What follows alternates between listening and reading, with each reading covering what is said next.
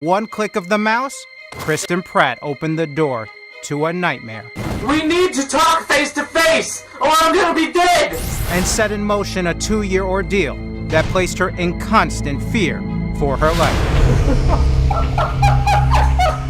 Kristen was a college student in Florida when she was contacted through Facebook by Patrick Mashoni, a classmate from high school, living in the same town, looking to catch up. I didn't even notice he was in the class with me. It wasn't until later when I went to college that I got a Facebook message from someone who said they were in this class, and that would be Patrick. First couple of messages were great, just like two friends or two people just catching up. Then after the first 3 or 4 messages, things got excessive. The messages got very weird. Why do I like you? I don't know. Because you sat in a class and did this.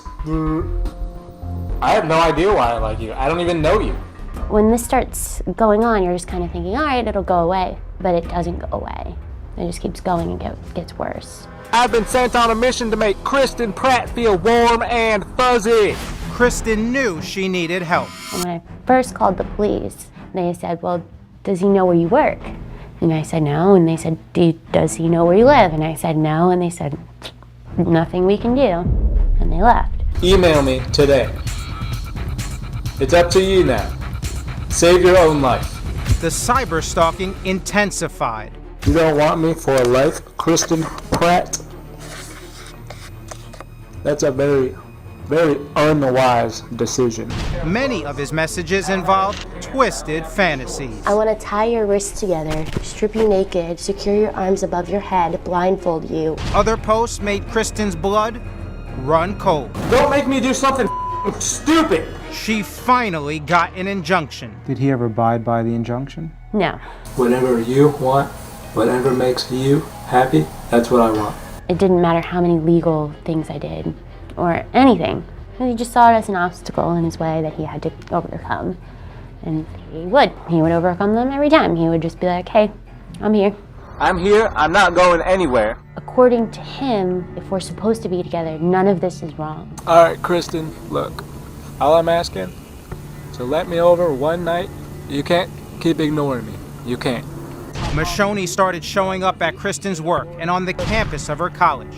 Desperate, she began altering her appearance in hopes that he wouldn't find her. How often were you changing your look? Probably once every 2 months, maybe even more than that sometimes. Ever get up one day, leave the house, and think to yourself, this could be my last day. This could be the day Patrick actually does me harm. All the time. Quit wasting my time. I knew it was just a matter of time. Look me in the eye and talk to me like a person. Then, an unexpected turn. While on patrol, Sergeant Mark Conway spotted Mashoni with the backpack acting suspicious. Mike Hallfeld from our Orlando affiliate WKMG caught up with Conway. I thought I had a car burglar, and when I opened the backpack, I thought I would find maybe stolen car stereos or GPSs in there. Instead, he found Mashoni's camera and was treated to a frightening glimpse inside the stalker's dark obsession. Oh man, please just listen to me. I never wanted to be mean or say anything mean. The videos worried me, and he kept referring to this girl named Kristen. I had no idea who she was. A quick search of Mashoni's record and Sergeant Conway found injunctions, police reports, and Kristen. I get a phone call from Sergeant Conway, and he's asking me these questions, and he's wanting to know what's going on. And so I tell him the whole story. And he said, this man's gonna kill you. And he said, that's what I've been trying to tell everybody, but nobody wants to help me. Digging deeper, Conway found video of Mashoni prowling outside Kristen's workplace and immediately presented the case to the state's attorney. And they said, oh my gosh, he's gonna kill her. Anyone who stands in my way will be guilty of treason. Patrick Mashoni was finally brought to justice and sentenced to 4 years in prison. Mashoni spent 2 years behind bars, but he was released early and is now back on the street. Our affiliate, WKMG in Orlando, talked to him shortly after he got out. One of the scariest things about that interview is he still refuses to accept that he was a cyber stalker. Well, I wasn't, because that would imply that someone was in danger. So that's why I would just say I was looking for someone. And other than that, I would say I was typing under the influence. That's what I call it.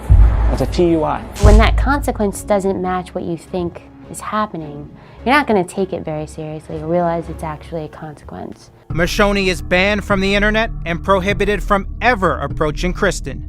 Small consolation for a young woman whose entire life was changed with one click of the mouse. Do you ever think you'll live a normal life? No. For me, normal, yes. For everyone else, no. I park close to where I'm going always because I don't want to park too far away. It gives me more space to get attacked or hurt. I make sure I say goodbye to people when I leave a place. Make sure that they know I left that place at that time. This is my life now, this is what you live with.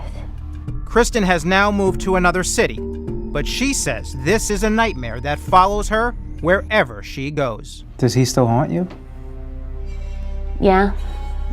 There are times when I still have nightmares. This I'll have to tell you in person. I have a couple of recurring dreams where he finds a way to get into my house, and then I wake up and he kills me. I'm not here to waste your time, so don't waste any more of my time.